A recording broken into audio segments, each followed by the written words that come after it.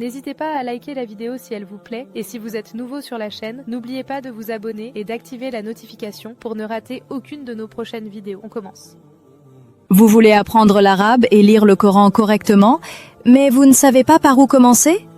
Même si vous partez de zéro et que vous vous sentez perdu face aux règles, la méthode complète, apprendre l'arabe et lire le Coran, est faite pour vous.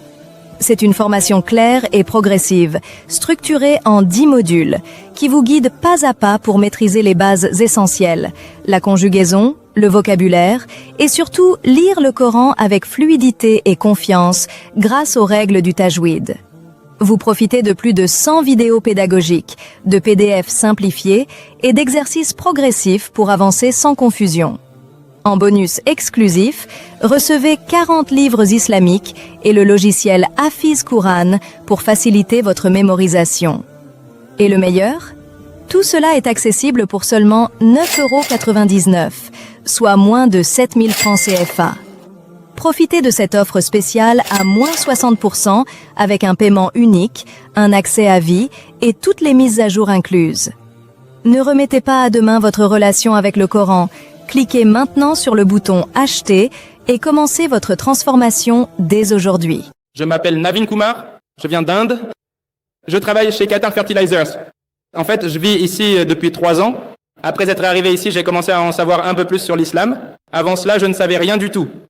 Donc, grâce à mes collègues, j'ai découvert ce qu'est l'islam, cette religion. J'ai donc lu le Coran en entier. J'ai appris qu'Allah a envoyé des messagers, uniquement des hommes. Mais il n'a envoyé aucune femme. Seuls les messagers sont des hommes. Mais je pense que pour les hindous, ceux que nous suivons, peut-être que Ram, Krishna sont tous des messagers. Et qu'en est-il des déesses, Durga, Parvati, que sont toutes ces choses? Donc, nous suivons une mauvaise voie. Ou devons-nous revenir en arrière? Si nous revenons en arrière, pourquoi faisons-nous tant de dons au temple? Pourquoi ces temples sont-ils là? Quelle est leur raison d'être? Bouddha a demandé, en islam, il a appris au Qatar qu'il y a beaucoup de messagers, mais aucune femme. Or, l'hindouisme compte des déesses. D'abord, comme je l'ai dit, l'hindouisme ne reconnaît qu'un seul Dieu.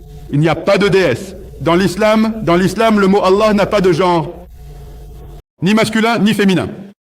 Allah est incomparable. Walam yakul lahu kufuwan ahadun. Mais parce qu'en langue arabe, par défaut, nous disons Qul huwa Allahu ahad. Dis, il est Allah. Parce qu'en grammaire arabe, lorsque nous l'utilisons, il existe 2 types de genres, masculin et féminin. Pour le féminin, il existe certaines règles et réglementations. S'il est féminin par nature, comme mère, ummun ou sœur, urtun, il devient féminin. Deuxièmement, s'il se termine par un ta comme la montre, sa'atun, il devient féminin. Il existe des règles et des réglementations. Ou s'il s'agit de père, aynun, les yeux, yadun, les mains, il devient féminin. Rien de tout cela ne correspond. Donc, par défaut, nous disons « wa ». Sinon, Allah subhanahu wa ta'ala n'a pas de genre. Dans l'hindouisme, il y a des dieux et des déesses. C'est la raison pour laquelle le mot « Dieu » n'est pas approprié. Parce qu'on peut jouer avec le mot anglais « God ». Nous préférons l'appeler Allah. Pourquoi? Contrairement à l'anglais « God », le mot arabe « Allah » ne peut pas prendre de « S » pour former un pluriel. Il n'y a pas de pluriel pour Allah. « Qul huwa Allahu ahad ». Si vous ajoutez « des » à God, cela devient goddess, une déesse. En islam, Allah n'a pas de genre. Godfather n'existe pas non plus. Allah n'est pas un père. C'est la raison pour laquelle nous préférons appeler Allah par le mot arabe Allah plutôt que par le mot anglais God. Comprenez-vous? Dans l'hindouisme, nous avons Dieu, Dieu et sauf. C'est la raison pour laquelle nous ne sommes pas d'accord avec cela. Concernant les messagers, il y a une différence entre Dieu et une différence entre les messagers. Ne confondez pas les deux. Vous faites une confusion ici, n'est-ce pas? Donc tout d'abord, concernant Dieu, le mot arabe Allah est pur. Tous les autres mots peuvent être manipulés. En ce qui concerne les messagers dans l'islam, nous croyons que Dieu Tout-Puissant a seulement choisi des hommes pour être des messagers. Cela ne signifie pas que les femmes sont inférieures. Il est fait mention de 4 grandes femmes dans le Coran et les hadiths. Il est question de Maryam alayhi salam, Marie, la mère de Jésus. Le Coran dit dans la sourate Imran, chapitre 3, verset numéro 43 en arabe, « Et rappelle-toi quand les anges dirent « Ô Marie » en arabe. Allah t'a élu et purifié, et il t'a purifié au-dessus des femmes de tous les mondes. Cela signifie qu'Allah l'a purifié. Il est question d'autres grandes femmes, par exemple Bibi Khadija, qu'Allah soit satisfait d'elle. Qui était l'épouse du prophète? Il est question d'Assia dans la sourate At-Tahrim, au chapitre 66. Tahrim était l'épouse de Moïse. Non, pardon, c'était l'épouse de Pharaon. Le Coran parle donc de grandes dames. Mais pourquoi Allah n'a-t-il pas choisi des femmes pour être messagères? Il y a bien des raisons. Si l'on doute de leur pureté, je vais vous donner des exemples. Oui, 25 hommes et 4 femmes sont cités. Pourquoi? Car la responsabilité du messager est immense. Pour la femme, Allah l'a élevée car elle porte des enfants. Maintenant, si vous devez porter des enfants, alors confier la responsabilité de diriger la maison est difficile, tout comme diriger l'État est difficile. Allah n'a donc pas voulu leur imposer un fardeau supplémentaire. Si vous êtes le messager, vous devez diriger la salah, vous devez aussi diriger la prière. Comment une femme peut-elle diriger la prière? En islam, une femme ne peut pas diriger une congrégation d'hommes. Donc, pour toutes ces raisons, le Dieu Tout-Puissant, dans sa sagesse divine, n'a pas choisi les femmes pour être des messagers d'Allah. Pour ne pas les surcharger, il a facilité les choses en ne gardant que des hommes comme messagers. J'espère que cela répond à votre question. Si j'ai des doutes, comment puis-je obtenir les bonnes réponses? Pouvez-vous me donner une adresse email pour que je puisse écrire à ce... Docteur, si c'est quelque chose concernant la religion comparée, vous pouvez écrire à moi, à islamirf.net, ou vous pouvez aller sur Islam Q&A. Islam Q&A est un bon site qui fournit des réponses. Nous recevons plus de 1000 emails par jour, ce qui est difficile à gérer. Malgré nos 500 employés à temps plein, nous ne pouvons pas répondre à tout. Pour la religion comparée, c'est une spécialité. Écrivez-nous. Pour toute question de genre, contactez Islam Q&A. C'est un très bon site web. Assalamu alaikum Zakir. Wa alaikum salam. Nas Kumar, je suis ingénieur pétrolier, je viens du Pakistan. Ma question est la suivante. Selon le Sanatan Dharma, la naissance succède à la naissance. Selon la théorie selon laquelle nous devons renaître en fonction de nos karmas et de nos actes. Nous devons saisir la chance de clore. Et dans l'hindouisme, nous suivons la même idée, à savoir que vous naissez dans une bonne famille, une famille royale ou une famille pauvre, ou que vous êtes handicapé de naissance, ou que vous mourrez jeune, en fonction des actes ou des karmas de votre vie antérieure. Qu'est-ce que l'islam en dit? Le corps est-il basé sur les karmas ou les actes?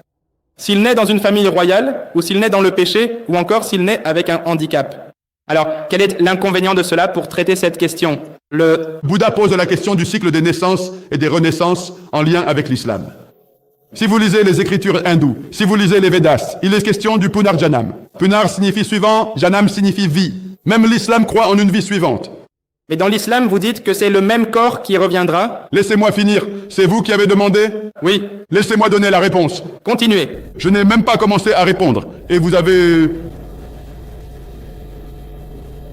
Sabar inna allama sabrin. Allah récompense les acteurs. Sabar, votre question était longue, j'ai réfléchi. Voici ma réponse. À vous de commenter. Donc, dans l'hindouisme, si vous lisez les Védas, il est question de Punar. Cela signifie suivant, Janam signifie vie. Même le Coran évoque la vie suivante. Or, les Védas ne parlent jamais de cycle de mort et de vie. C'est propre aux écritures inférieures. J'y reviendrai. En islam, on ne vit qu'une fois. Après la mort, nous serons ressuscités pour la vie suivante. Même les Védas parlent de Punarjanam. Le Coran parle de Punarjanam. Mais la plupart des hindous croient en une philosophie appelée Samskara. Samskara signifie un cycle de naissance et de mort qui ne se trouve nulle part dans les Védas. Nous lisons la Bhagavad Gita. La Bhagavad Gita dit que tout comme un corps jette ses vieux vêtements, ainsi un corps prendra un nouveau corps. Tout comme une personne jette ses vieux vêtements et en porte de nouveaux, de même, le corps jette l'ancienne âme et prend une nouvelle âme. Eh bien, c'est ce qui est dit, et non par la Shruti. Dans les écritures hindoues, Shruti signifie la parole de Dieu. Smriti signifie la parole écrite par des êtres humains.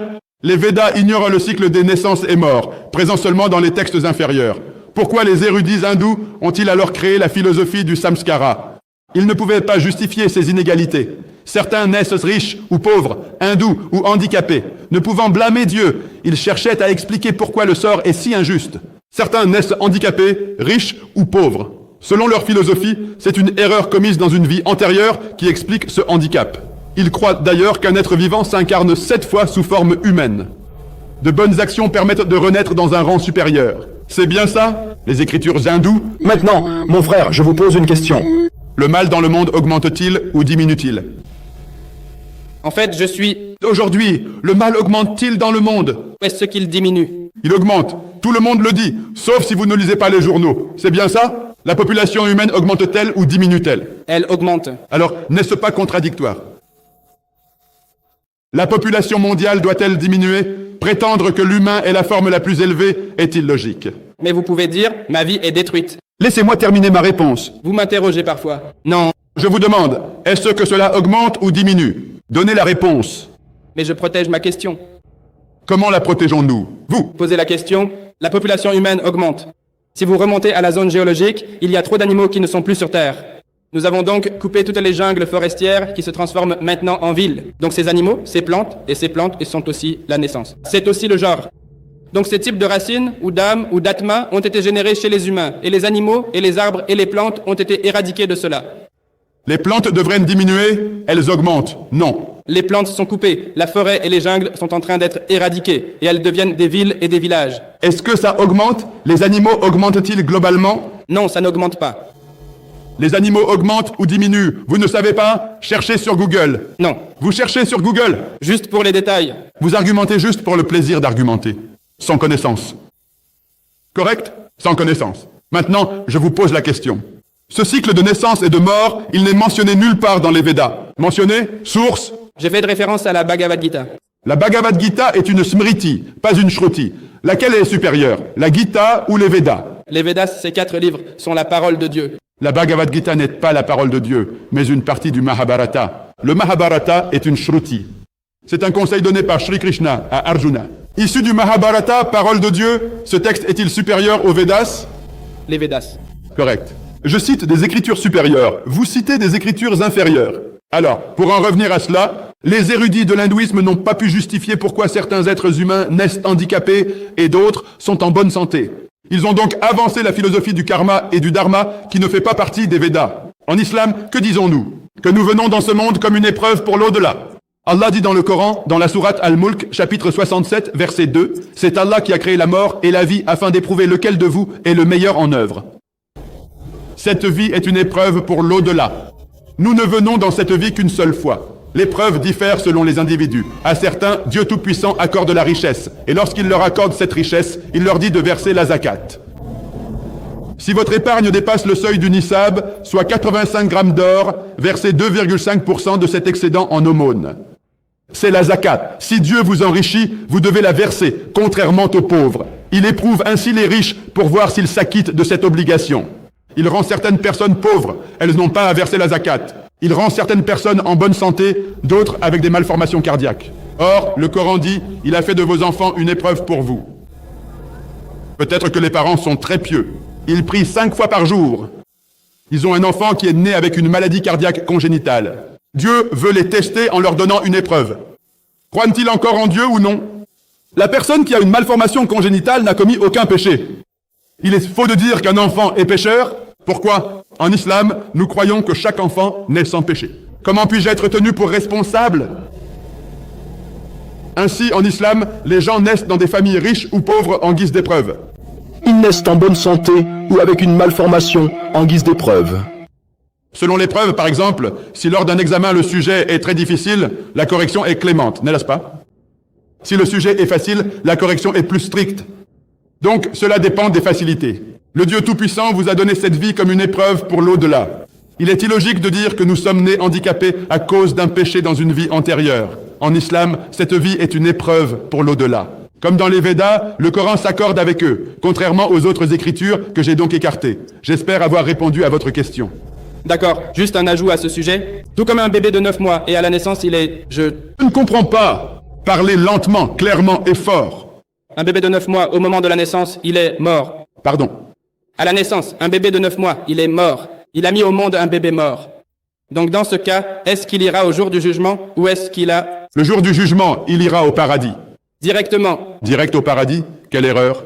Il a souffert 9 mois. Né sans vie après 9 mois, il ira au paradis. Alhamdulillah. Quel est le problème? C'est bien, non? Juste 9 mois. On va souffrir tous les deux. Vrai ou faux? Vrai. On est prêt pour lui. Jannah.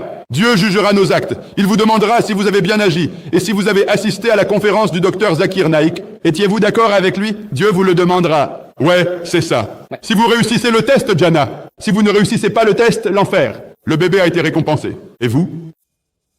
Et vous? Je serai jugé en fonction de mes actes. Ah, alors quel est votre acte? Je parle tellement logiquement maintenant.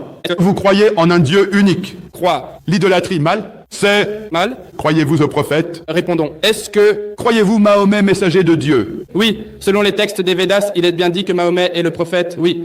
Ah, donc si vous croyez en ces deux choses, Juste une chose avant de continuer. je vous donne un ticket. Vous me donnez un ticket. Qui est responsable de... Parce que, tout comme dans la Bhagavad Gita, l'âme est le pouvoir, elle a juste besoin d'être transférée. Il doit faire face à chaque résultat. Et d'après vos conférences précédentes, vous avez dit qu'au moment du jugement, le même corps sera réincarné et il y aura, tout comme l'empreinte digitale sera la même. Et d'après ce que j'ai compris de notre religion, l'âme sera transférée. Et au moment du jugement, l'âme sera passible d'être punie ou récompensée. C'est ce que vous dites? Pas. Votre Veda, Pas le Veda? Cela nous induit parfois en erreur. En cas de contradiction entre deux textes, lequel suivre? Si le Coran contredit un hadith, je dirais que ce hadith est faible. mais il faut préciser que le Veda ne dit pas explicitement que le corps physique sera recréé. Le Veda dit, il y a Punarjanam, c'est tout. Il ne parle pas de cycle vie-mort, c'est dit ailleurs. Donc, Alors, qu'est-ce que c'est exactement? que dit l'islam sur l'âme? À la mort, le corps périt, mais l'âme sera ressuscitée, comme le Punarjanam védique avant le Hisab Kitab. Le Hisab, Kitab sera-t-il responsable de l'âme ou du corps? l'âme et le corps, les deux. Les deux? Oui, l'âme retournera dans le corps. Les deux. C'est pourquoi, lors d'une conférence, on m'a demandé comment Dieu pourrait reconstruire l'os. La réponse est simple. Allah ne va pas seulement le reconstruire, il le recréera. Exactement comme dit en conférence. Oui. Donc le corps serait reconstruit. Le corps après notre mort. L'âme et le corps seront tous deux ressuscités au jour du jugement. Et ensuite, il y aura un jugement final.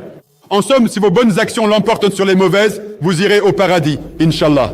Et quelle sera la condition s'il meurt vers 80 ans ici, et que c'est un vieil homme? Là-bas, quelqu'un était mort dans le corps d'un vieil homme. Ce sera différent. Ce ne sera pas le même corps, mais un corps différent. Quelqu'un qui meurt à 80 ans ressuscitera à 80 ans. Si une personne meurt à l'âge de 8 mois, pas 8 mois, ce sera complètement différent. Mais il y aura un corps. Vous comprenez? Ce sera différent, pas comme nous, tels que nous sommes. La vie suivante serait tout autre. Mais à l'école, j'ai étudié dans des écoles islamiques au Pakistan. Qu'au jour du jugement, votre main parlera, que cette main a commis des erreurs, ses yeux parleront. Donc ce seront les mêmes yeux, selon cette déclaration. Maintenant ceci, le même corps sera régénéré. Le Coran et les hadiths indiquent que vos organes témoigneront contre vous. Si vous cachez la vérité, vos yeux parleront. Chaque action, bonne ou mauvaise, sera révélée. Donc, Il n'y a aucun problème. Vos organes s'y adapteront. Ce sera différent d'aujourd'hui. Si vous dites, au paradis, je mourrai après 100 ans. Non, c'est différent. Ici, vous devez manger. Là-bas, c'est différent. Le corps sera là. Comment sera-t-il? Allah le saura. Vous comprenez? Il sera là. Comment? Nous ne savons pas. Ce sera quelque peu différent. Mais cette vie sera une vie éternelle. Notre vie est limitée. 60, 80 ou 100 ans. Pourtant, elle sera éternelle.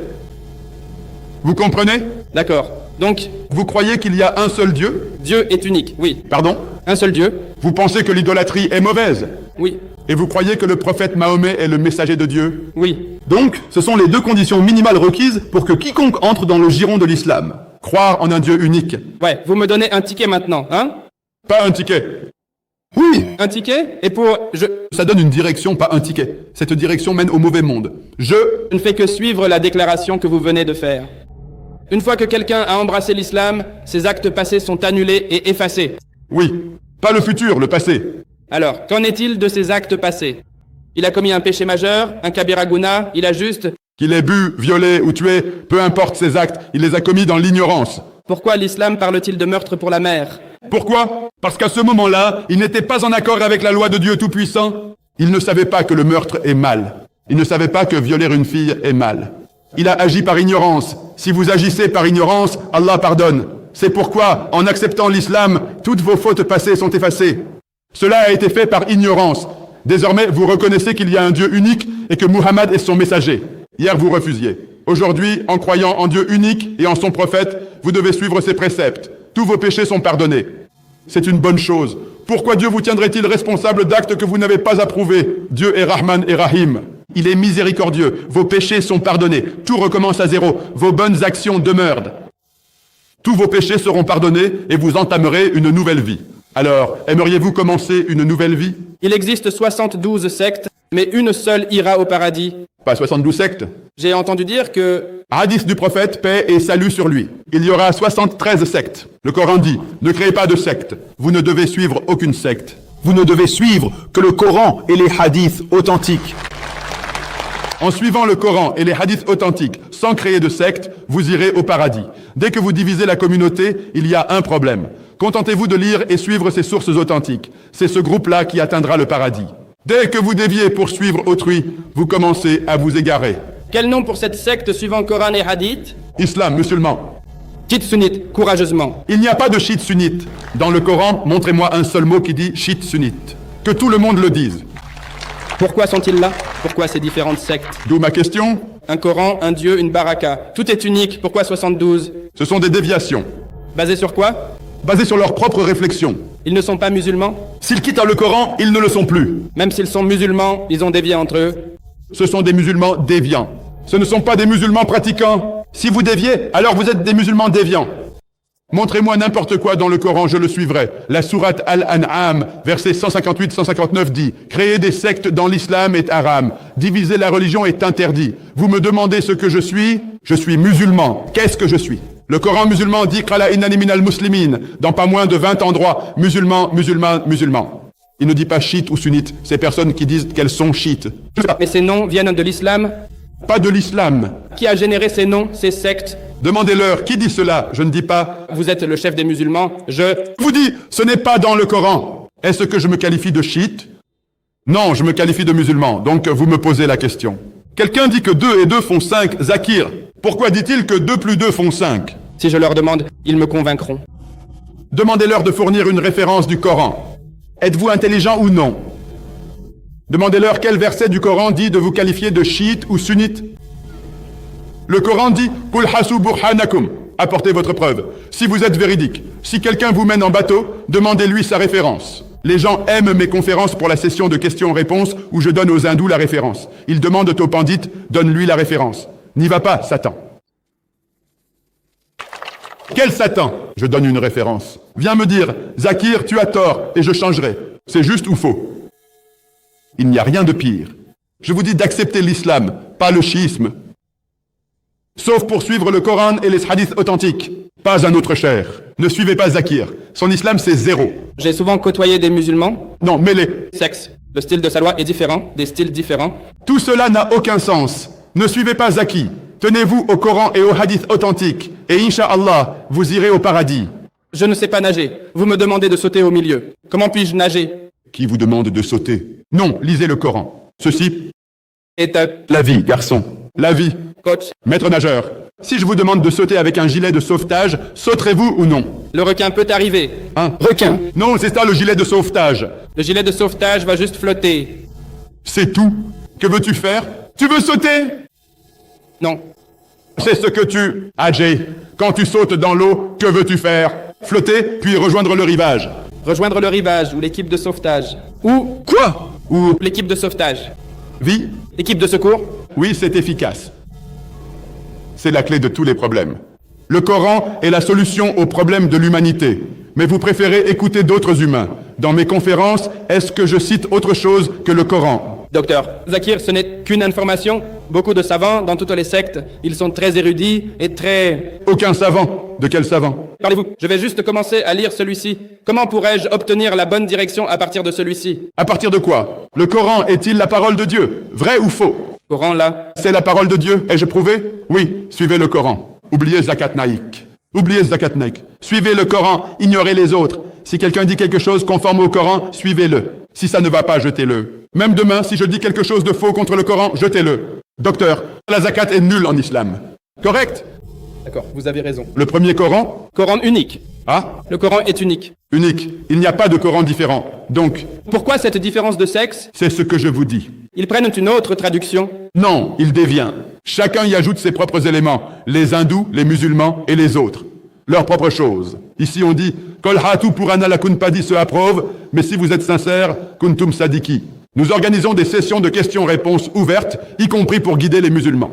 Ils croient en tel érudit, ils croient en tel autre érudit. Vous suivez le Coran et les hadiths sahih, c'est tout. Si l'érudit suit le Coran et les hadiths sahih, acceptez ses propos. Sinon, rejetez-les. C'est juste ou faux. C'est si simple. Donc vous croyez qu'il n'y a pas de Dieu? Oui. Dieu est unique et... Et vous croyez que le prophète Mahomet est le messager? Oui. Pourquoi ne rejoignez-vous pas l'école? Ne sautez pas les étapes, entrez.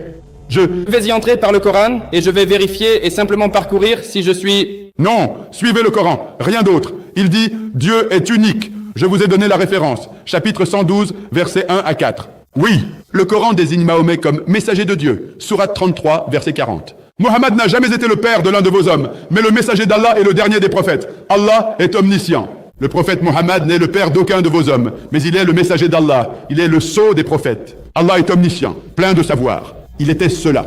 Kalash. Combien de temps cela prend-il à lire? Nous conduisons des femmes. Combien? Combien de temps pour comprendre? Juste 2 versets du Coran. Dieu est unique et sa définition est la même. Iqbal, selon ma conférence, le prophète Mohammed est le messager. Ces 2 points sont les 2 fondamentaux pour tout être humain souhaitant entrer dans l'école de l'islam. Une fois que vous êtes entré, petit à petit, vous passez de Junaïd Ekaj, Sinaïd Ekaj, première année, deuxième année. Entrez au moins. L'admission est primordiale. Sans elle, où allez-vous? Poursuivre ces études sans but, à quoi bon? Vous n'avez pas toujours cette opportunité. Vous demandez depuis si longtemps, voyez, le plus longtemps. Juste quand j'étais à l'école primaire, mes amis musulmans me demandaient depuis le primaire, viens juste à l'islam, viens juste à l'islam. Et il y avait un verset, le Safaïn Isra Iman. Il n'y a aucun verset dans le Coran qui dit que la propreté est la moitié de la foi. Din. Il n'y a aucun verset. Parce que, Enfant, vous n'avez pas demandé de référence. Faites-le maintenant. Si l'école vous a induite en erreur, que ferez-vous? Maintenant, vous avez mûri. Correct? Il n'y a aucun texte dans le Coran qui dit que la propreté est la moitié de la foi. DN. Dans Sahih, Bukhari, ce n'est pas dans le Coran. Dans... Sahih Bukhari, C'est un dicton. Non, même pas dans Sahih Bukhari. Ça n'y est pas. Mashallah, vous savez, Bukhari, Tirmidhi, c'est même plus que Tirmidhi. Pas. dans Sayyidat Sita, Ce n'est pas non plus dans Sayyidat Sita, car cela n'existe pas dans l'islam. Dans l'islam, les Sayyidat Sita désignent 6 livres, mais seuls 2 sont authentiques, Bukhari et Muslim. C'est un dicton. C'est un dicton. Non, mais genre... pour Sayyidat Bukhari au Pakistan, nous disons Sayyidat Bukhari Badek Kitab Bari.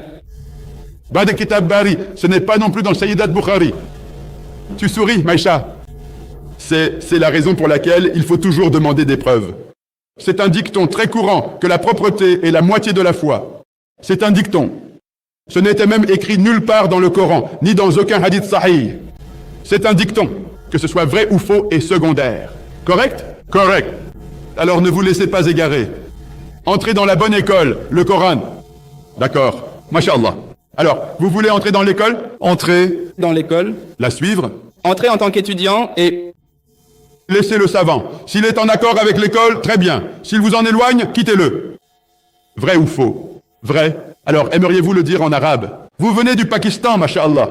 Bukhari, Tirmidhi, ceux qui donnent la shahada, vous ne connaissez pas. Vous avez tellement étudié, masha'Allah. Envie de dire la shahada? Masha'Allah. Masha'Allah, Souhaitez-vous dire la shahada? Inch'Allah. Masha'Allah. Croyez-vous en un Dieu unique et au prophète Muhammad comme messager? Quelqu'un vous force-t-il à accepter l'islam? Je ne comprends vraiment pas ce qui se passe ici.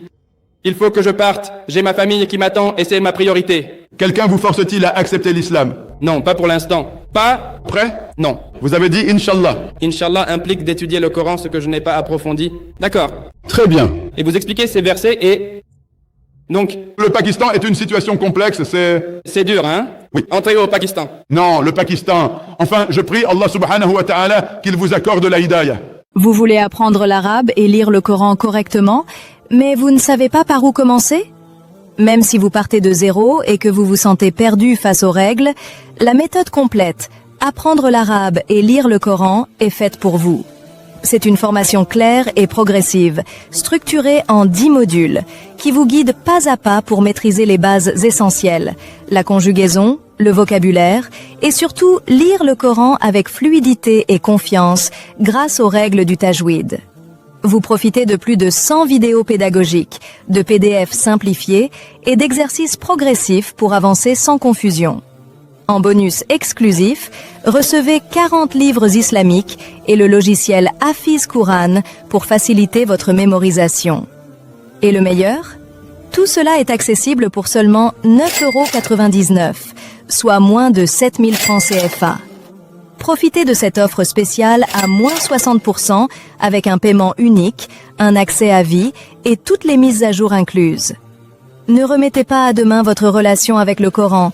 Cliquez maintenant sur le bouton Acheter et commencez votre transformation dès aujourd'hui.